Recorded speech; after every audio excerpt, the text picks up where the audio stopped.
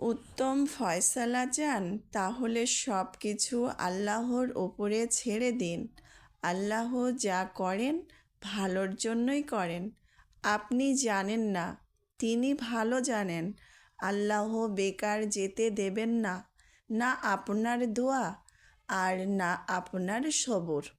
যখন আপনি কান্না করে আল্লাহকে ডাকেন তখন কি হয় জানেন? সেই কান্না আল্লাহর কাছে আরশে পৌঁছে যায়, আর আল্লাহ তাআলা বলেন, আমি তোমার নিকটবর্তী, তোমার অন্তরের চেয়েও বেশি নিকটবর্তী। আপনি যখন তার কাছে কাঁদেন আল্লাহ তা শোনেন, জানেন এবং বোঝেন।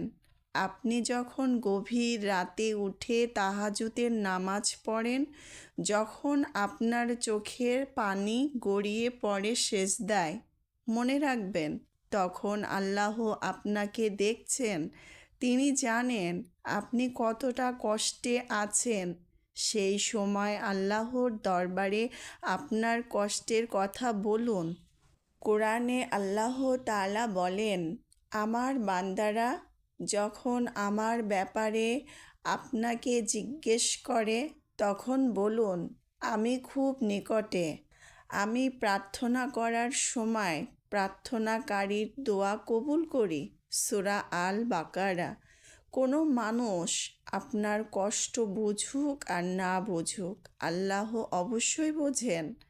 তিনি আপনাকে আরও শক্তিশালী করে তোলেন।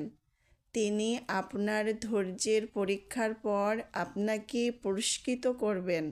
সুতরাং আপনার কষ্টের কথা, আপনার দুঃখের কথা সব কিছু আল্লাহর কাছে খুলে বলুন।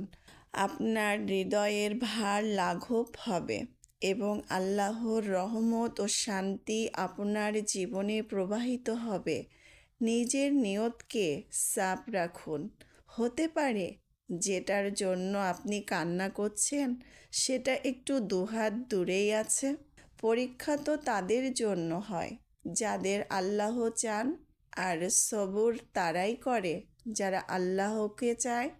তিনি আল্লাহ ভালো জানেন, অন্তরের খবরও মনের খেয়ালও। আর আপনার তকদির ততবারই পরিবর্তন হয় যতবার আপনি তার সামনে হাত পাতেন।